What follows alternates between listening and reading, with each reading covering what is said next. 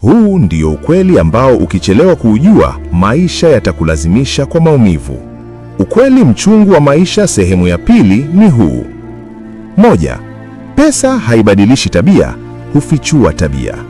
Ukiwa dhaifu bila pesa, utakuwa hatari ukiwa nazo. 2.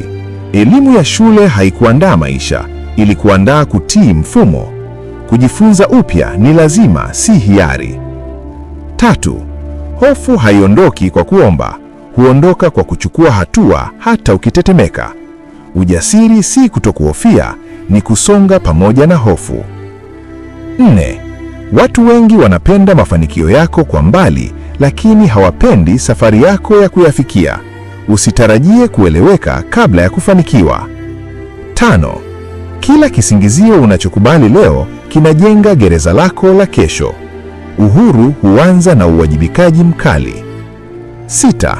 Hakuna haki ya maisha, kuna matokeo ya uchaguzi. Dunia hailipi kwa haki, inalipa kwa sababu. Huu ndio mlango wa kutoka usingizini kwenda ufahamu. Maisha hayajakuumiza, yalikuwa yanakufundisha. Je, wewe uliwahi kugundua ukweli huu mapema au maisha yalikulazimisha? Andika kwenye comments.